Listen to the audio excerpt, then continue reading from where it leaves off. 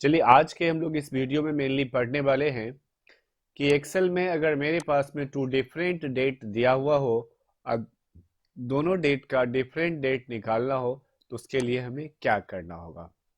तो सबसे पहला टॉपिक है आज की इस वीडियो में हम लोग पढ़ेंगे कि डिफरेंट, या हम डिफरेंट नहीं लिख करके, थोड़ा कैपिटल लेटर हो गया, कैप्स लॉक को ऑफ करके हम यहाँ पे लिख देते हैं डिफरेंस इन डेज। आज का पहला टॉपिक है difference in days. Difference in days का क्या मतलब हुआ कि अगर मेरे पास में दो टू डिफरेंट डेट दिया हुआ हो और दोनों डेट का हमको डेट डिफरेंस निकालना हो तो क्या करेंगे। जैसे एग्जांपल के लिए यहाँ पर मैं एक कॉलम बना लेते हैं जिसमें हम लिखते हैं स्टार्ट डेट और एक कॉलम बना लिए जिसमें हम लिख देते हैं यहाँ पर मैं एंड डेट। स्टार्ट डेट में मान लेते हैं हम अपने मन से लिख लेते हैं 1/1/2014 और इन डेट में मान लेते हैं अपने मन से हम दे देते हैं 5/6/2016। हमको निकालना है इस दोनों डेट में से, अगर हम काउंट करेंगे तो टोटल डेज कितना होगा। बात समझना ध्यान से। मतलब ये हुआ कि 1 जनवरी 2014 से लेकर के 5/6/2016 तक टोटल डेज क्या होगा। इसके लिए जो दोनों डेट का डिफरेंस होगा उसके लिए हम लोग निकाल सकते हैं। कोई जरूरी नहीं कि इसके लिए हमें एक्सेल सीट की जरूरत पड़ेगा, इसके लिए हम लोग निकाल सकते हैं। कैसे निकालेंगे, इसके लिए क्या होगा फॉर्मूला, कुछ नहीं करना है, आपको इक्वल टू का साइन देना है और यहाँ पर लिखना है डेटेड इफ, देन आपको ब्रैकेट को ओपन करना है। अब यहाँ से आपको लॉजिक समझना है बाबू। स्टार्ट डेट मतलब हुआ ये date, opening date, comma end date मतलब जब तक आपको निकालना है। उसके बाद कॉमा लिखेंगे। आपको किस चीज का चाहिए, डेज में चाहिए कि मंथ में चाहिए कि वीक में चाहिए कि ईयर में चाहिए। तो आपने बताया कि हमको डेज में चाहिए, तो डेज के लिए यहाँ पर लिखेंगे डबल कोड में आप डी, और उसको क्लोज करने के बाद में ब्रैकेट को आप क्लोज करके कर देंगे इंटर। तो इसका मतलब ये हुआ कि 1 जनवरी 2014 से लेकर के और 5/6/2016 तक में टोटल नंबर ऑफ जो डेज होगा 886 होगा। अच्छा, तो ये किस में बताया, ये हम लोग को बताया गया है डेज में। हम इसी को थोड़ा कॉपी पेस्ट कर लेते हैं नीचे और पेस्ट कर देते हैं यहाँ पर में सेम डाटा। ये जो अभी हम निकाले, हम लोग डेज में निकाले हैं, हम चाहते हैं हमको वीक में पता करना है। किस में पता करना है, डिफरेंस इन वीक। इस दोनों बीच का जो डेज में तो पता चल गया, हमको वीक में पता करना है।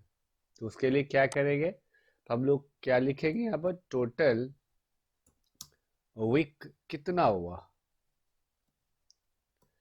इसके लिए क्या करेंगे, फिर से फॉर्मूला लिखेंगे हम लोग equal to dated if. Formula वही है, ऊपर वाला ही, ऊपर वाला कॉपी कर रहे हैं हम, डेटेड इफ। ब्रैकेट को ओपन करेंगे, स्टार्ट डेट को स्टार्ट डेट ही रहने देंगे, कॉमा इंड डेट को इंड डेट करेंगे, तो उसमें भी इंड डेट था ही, कॉमा, तो वही चीज उसमें भी था। डी के लिए हम डी लिखेंगे तो डी हो जाएगा डेज के लिए।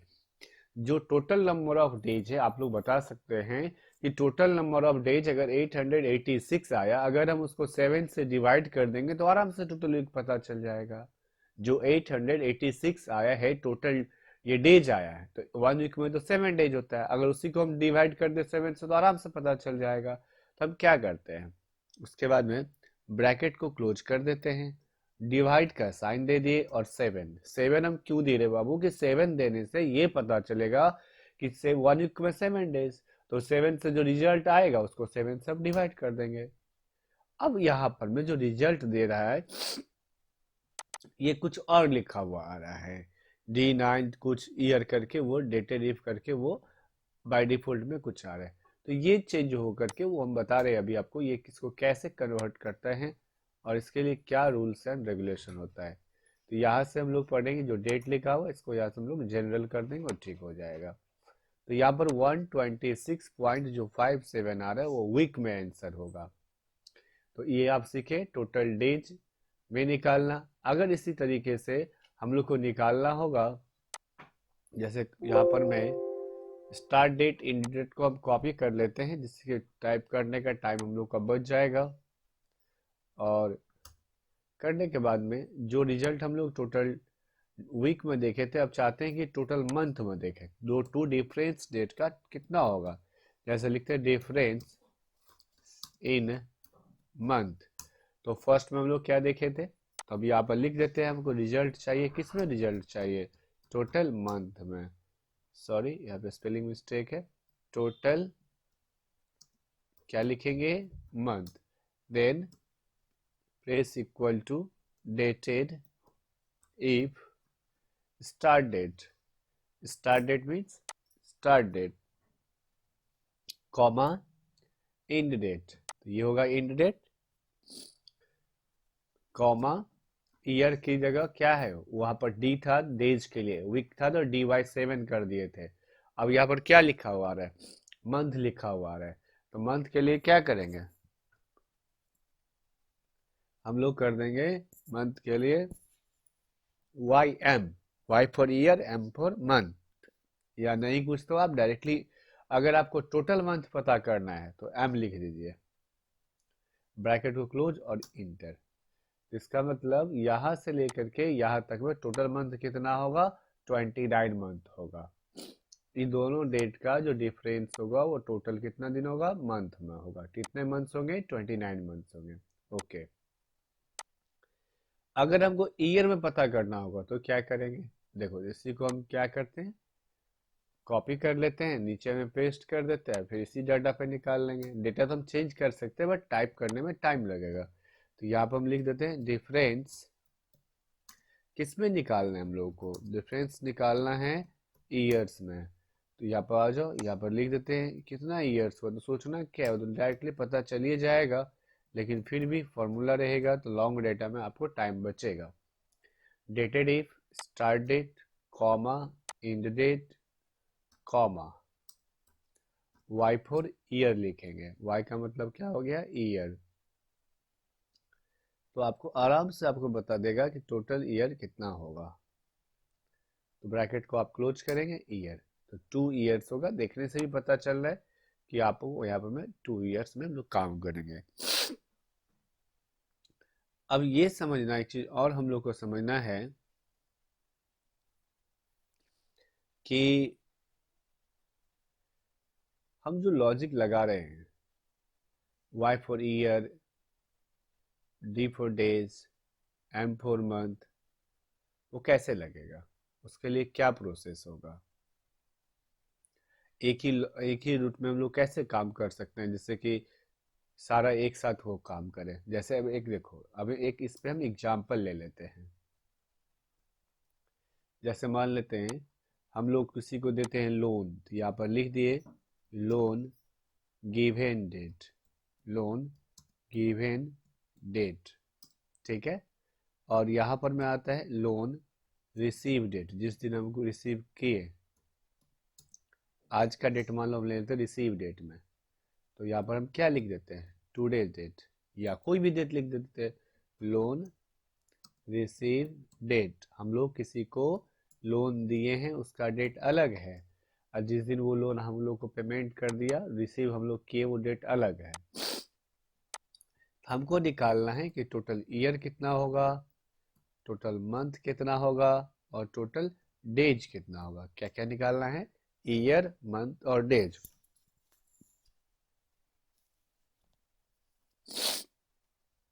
लोन जो गिवन डेट है वो हम अपने मंथ से लिख देते हैं, जैसे 15 लिखे, 6 लिखे, 2001 लिखे, 15/6/2001।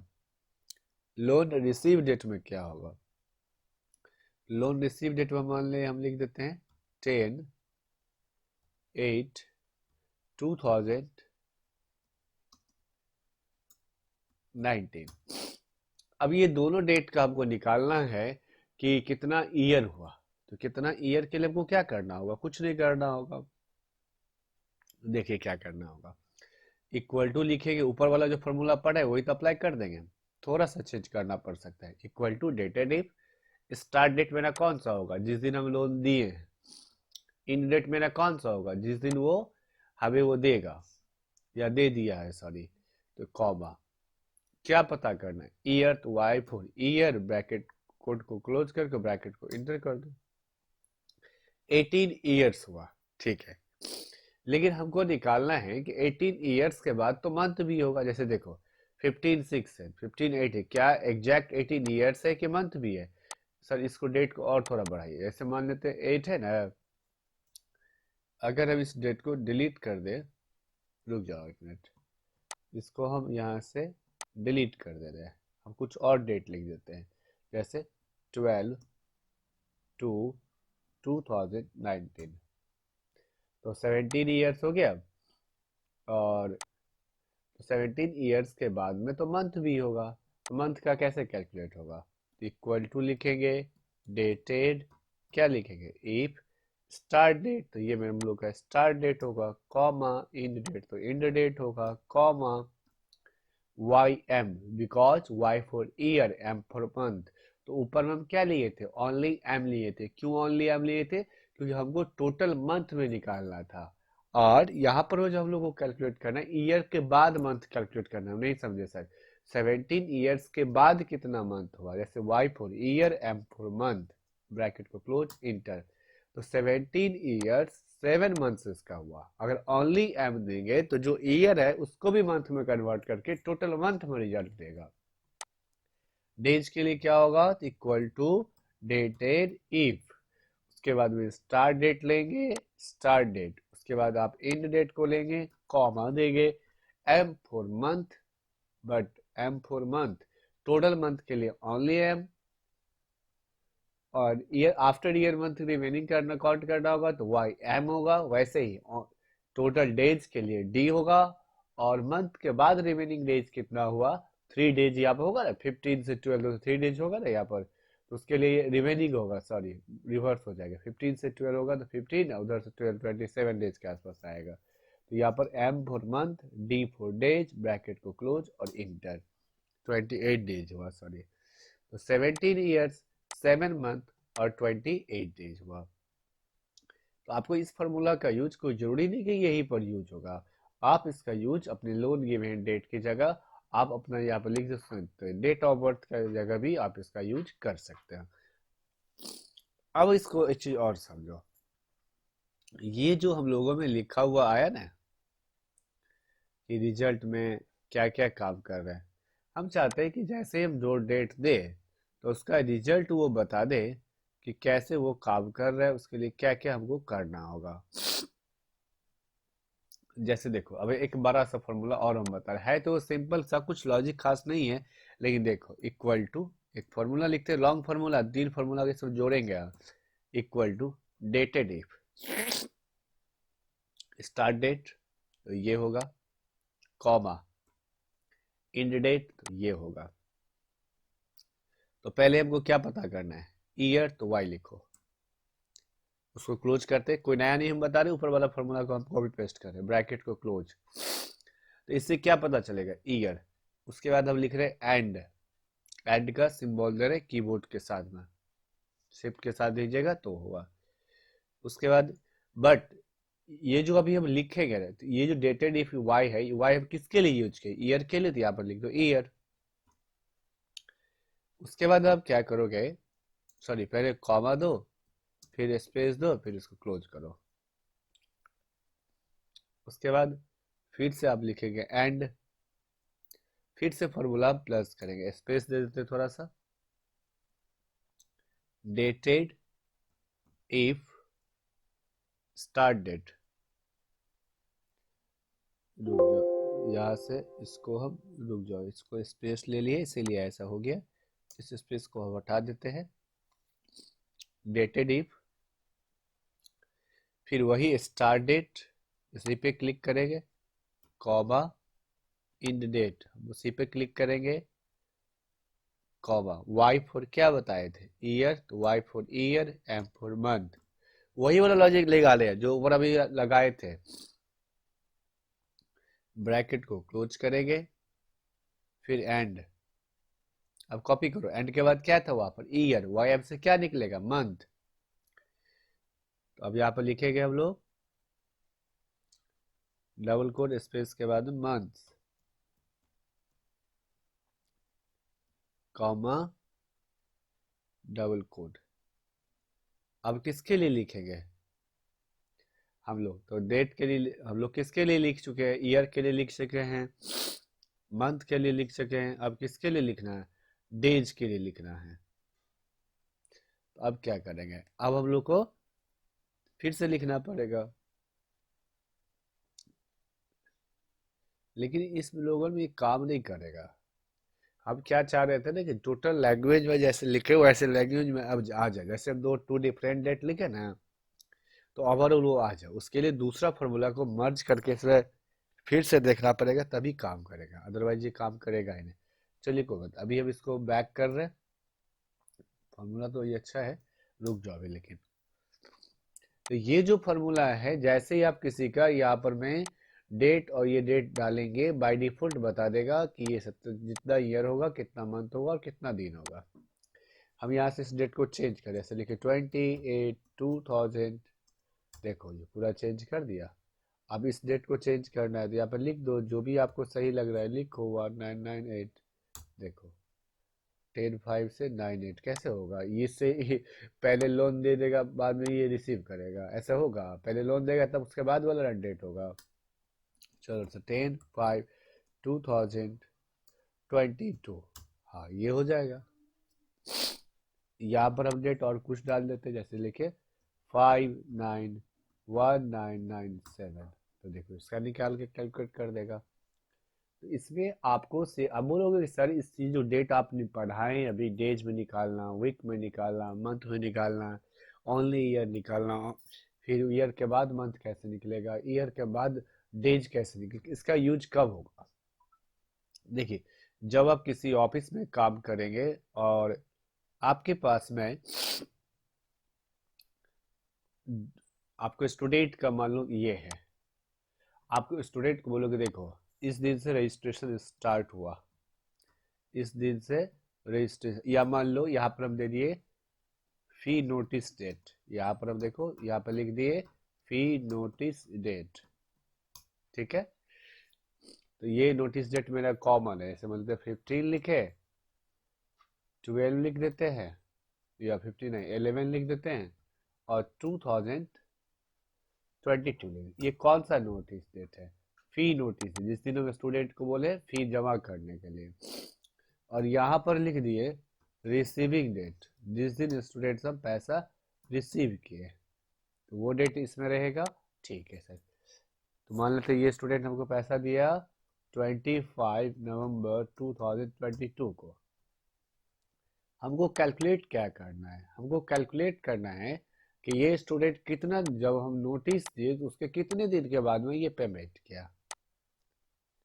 तो इस तरह के काम, या अभी आपको सिंपल लग रहा होगा कुछ इसका यूज क्या हो सकता है, लेकिन जब आप कहीं पे काम करेंगे तो आपको पता चलेगा कि जो कुछ लोग रहेंगे वो काम करते रहेंगे, बिजी रहेंगे, और आपको उस फार्मूला के बदौलत आप वो जो 4 आवर्स में काम करेंगे वो आप बहुत ही इजिली 4 to 5 मिनट्स में काम कर सकते हो।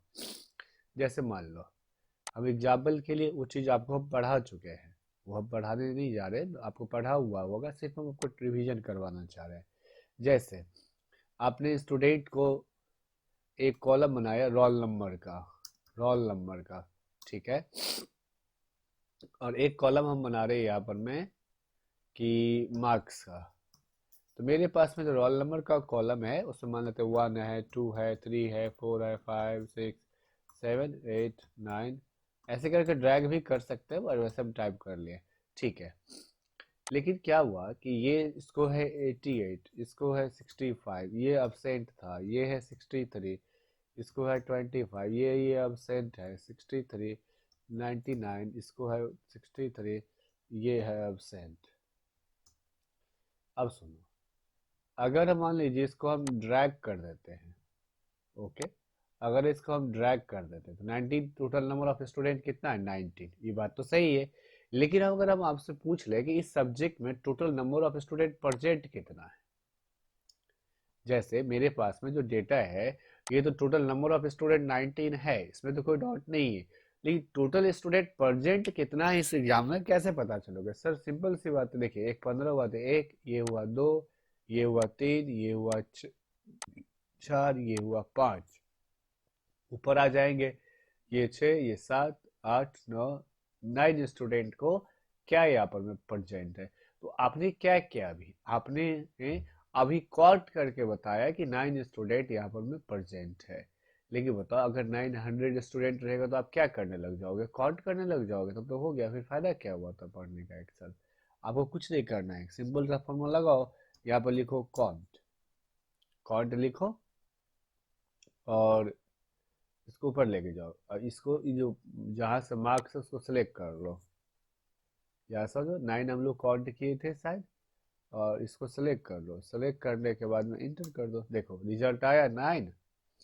जिसको काउंट फार्मूला नहीं पता होगा वो क्या करेंगे, ऐसे करके काउंट करेंगे। और टोटल समझो कि 1000 स्टूडेंट का अगर आपके पास में डेटा रहेगा तो कौन कैसे काउंट कर पाएगा कि 1 2 3 करते रह जाएगा? अभी सिलेक्शन करने में कितना टाइम लगेगा? अगर फिर हम आपसे पूछ ले कि इसमें कितना स्टूडेंट अब्सेंट है, तो 9% है, सॉरी 9% है, तो जो 10 बचा वो अब्सेंट है, जो 10 बचा वो क्या है, अब्सेंट है। तो उसके लिए क्या करेंगे, इक्वल टू, आपको पढ़ाए थे कि काउंट ब्लैंक का फॉर्मूला लगा लेंगे यहाँ पर में, काउंट ब्लैंक, और वही वाला जो सेल था उसको सिलेक्ट कर लेंगे, काउंट ब्लैंक को, बस हो गया। आ जाओ, ऊपर आ जाते हैं हम लोग और इसको सेलेक्ट कर लेते हैं। आपको तो वैसे कॉर्ड डेटा स्मॉल साइज से ना बता दिए कि सर 9 ये था, अगर बहुत डेटा का साइज अगर बड़ा होगा तो कैसे बता पाएंगे? इंटर देखिए, तो ये 9 क्या बताया, परसेंट स्टूडेंट के मार्क्स, जितना मार्क्स उतना परसेंट है, जो ब्लैंक है वो क्या होगा, अब्सेंट होगा।